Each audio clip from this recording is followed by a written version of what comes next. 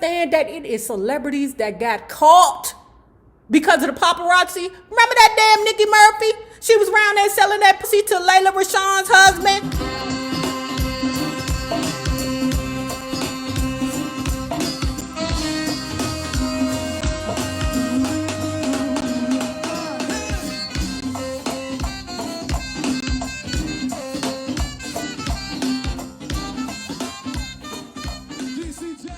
I was summoned to Buckingham Palace, a lunch with Granny and Pa.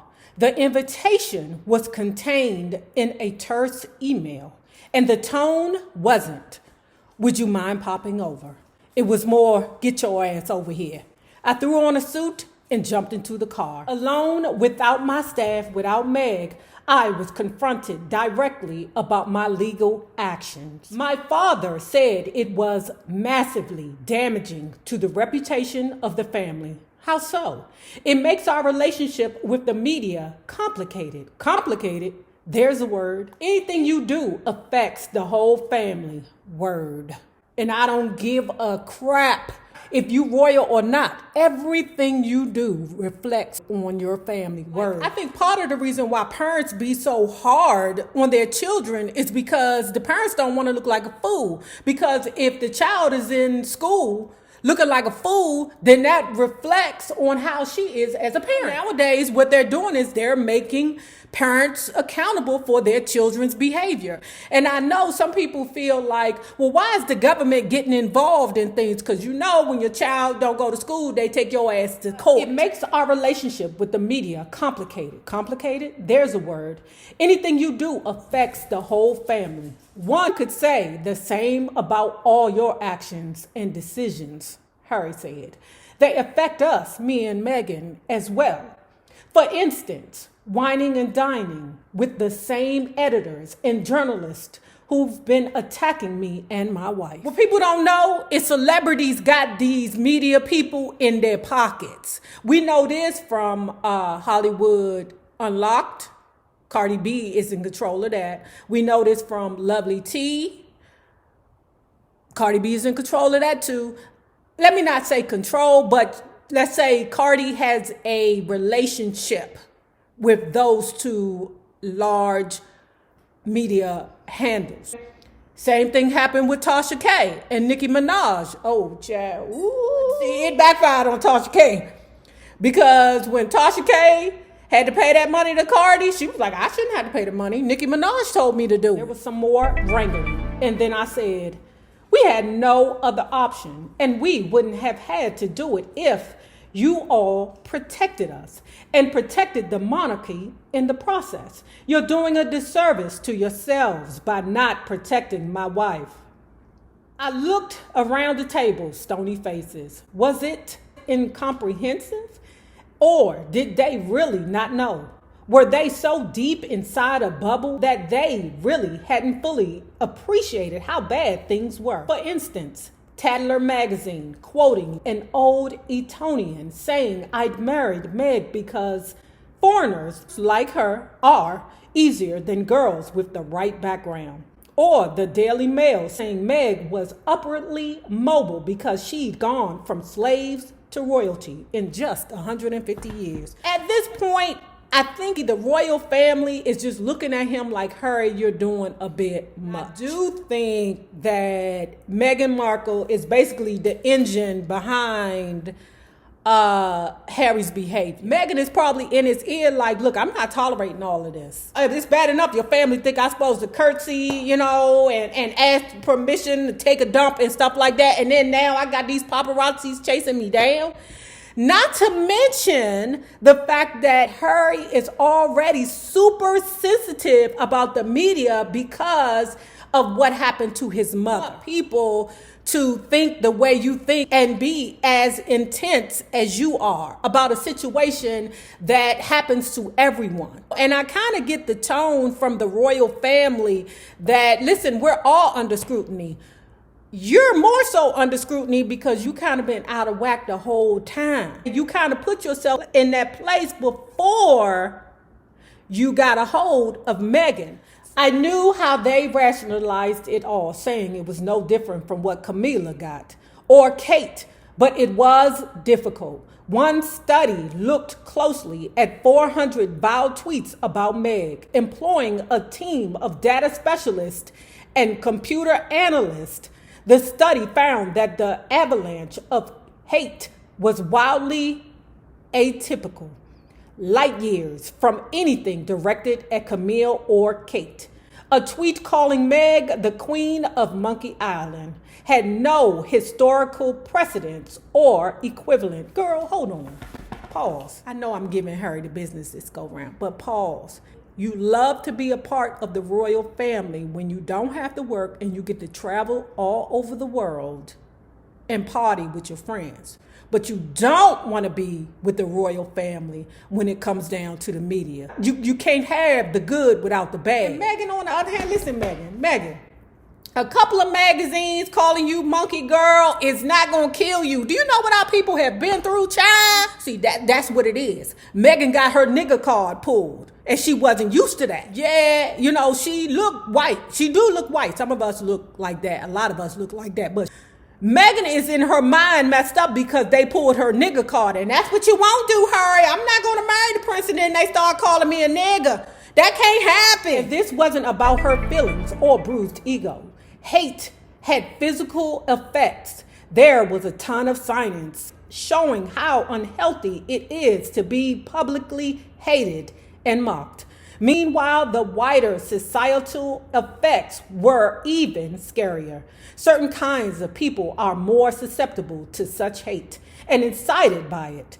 Hence the package of suspicious white powder that had been sent to our office with a disgusting racist note attached. Girl, Harry, girl, fuck that white powder. Do you know we done had crosses burning in our front yards? Meghan should be 100 times stronger than this. 100 times stronger than this. That's why I'm like, bitch, they pulling your nigga card. That's nothing for us. Do you understand how much turmoil African Americans had to go through? You talking about some goddamn newspaper or media site calling her a monkey? Okay, or sending white powder with a racist note to your office? Girl, that is minimal, girl. Her car got pulled. I looked at Granny, looked around the room, reminded them that Meg and I had been coping with a wholly unique situation and doing it all by ourselves. Our dedicated staff was too small, too young, grossly underfunded. He done pissed me off. Meg and I discussed getting away, but this time we weren't talking about a day at Wimbledon or a weekend with Elton. We were talking about escape. A friend knew someone who had a house we could borrow on Vancouver Island. Quiet green, seemingly remote, only reachable by ferry or plane, the friend said. In 2019, we arrived. They made us feel normal for 6 weeks. Then the Daily Mail printed our address. Within hours, the boats arrived. An invasion by sea. Each boat bristled with telephoto lens arrayed like guns along the decks, and every lens was aimed at our windows, at our boy. So much for playing in the gardens. The next time we drove into town, there were 40 paps along the route. 40. We counted. Some gave chase. Listen, girl, I know y'all be like, Nay, why you keep calling Harry girl? I call men girls when they doing bitch shit, okay? Girl, do you understand that it is celebrities that got caught because of the paparazzi? Remember that damn Nikki Murphy? She was around there selling that pussy to Layla Rashawn's husband. Is you crazy? Or remember that time Marlon Wayans was out on a boat with some girl, some white girl? You remember that? And then his wife had to find out. He had to go back home and tell his wife, I'm fucked up again. You think you the only one? Hurry, are you crazy? Hurry is crazy. Free from the British press. Free from the drama. Free from the lies. But also free from the supposed public interest that was used to justify the frenzied coverage of us. The question was, where? We talked about New Zealand. We talked about South Africa. Half the year in Cape Town. Maybe that could work away from the drama, but close to my conservation work and to 18 other Commonwealth countries. I'd run the idea past Granny once before. She'd even signed off on it, and I'd run it by Paul and Clarence House. So now at the end of December 2019, okay, he talked to his pappy. Hi, Paul. Okay, I talked to Granny about it. Granny said that it was okay, but can we spend half the year in Britain so then I can work my British job where basically I'm still just traveling the world free on British money, okay? And can I live somewhere else the rest of the year? Is that possible, Paul? His father said, okay, write it down. Put it on paper, because we got to present it to the government. One thing that you have to understand, when you are a government employee, you are owned by the people. He go, hurry. Well, yeah, I did that once before, Paul, and our plan immediately got leaked. I can't help you if you don't put it in writing, darling boy. These things have to go through the government, yes, because the government owns you. Harry. In the first days of January 2020, I sent him a watermarked letter broadly outlining the idea with the bullet points and many details. Throughout the exchanges that followed, all marked private and confidential, I hammered the essential theme. We were prepared to make any sacrifice necessary to find some peace and safety, including relinquishing our Sussex titles.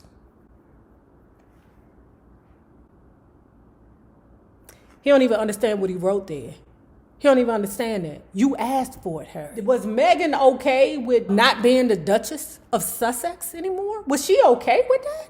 And if she is, bitch, do you understand that you will be unemployed, bitch? I rang to get his thoughts. He wouldn't come to the phone.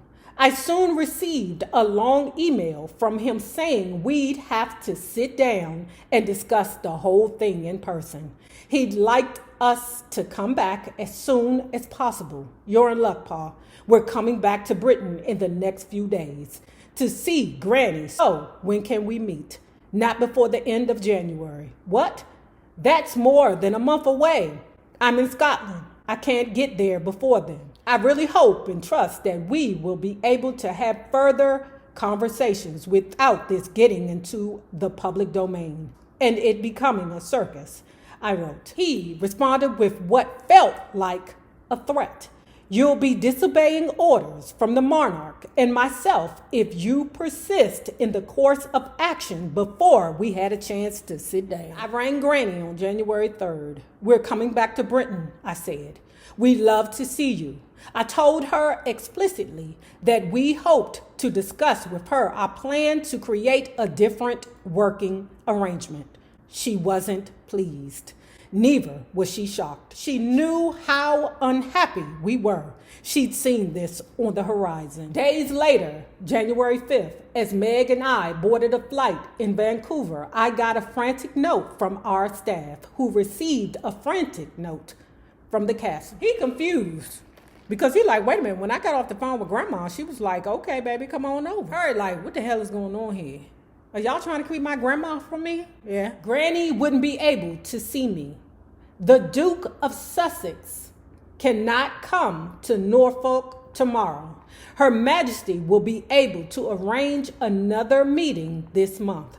No announcements about anything shall be issued until such a meeting takes place. I said to Meg, they're blocking me from seeing my own grandmother? Okay, like somebody checked me in the comments.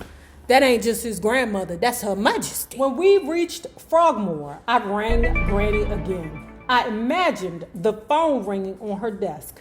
I could actually hear it in my mind. Bring. Then I heard her voice. Hello? Hi, Granny. It's Harry. Sorry, I must have misunderstood you the other day when you said you didn't have anything going on today. Something came up that I wasn't aware of. Her voice was strange. Can I pop in tomorrow then, Granny? Well, I'm busy all week. Granny, is there people standing around you, watching you? There was no answer. Days later, there was a meeting at Sandringham. I don't remember who called it the Sandringham Summit. Someone in the press, I suspect. On my way there, I got a text from Markle about a story in the Times. Willie was declaring that he and I were now separate entities. I've put my arm around my brother all our lives, and I can't do that anymore, he said. Can't do it like me.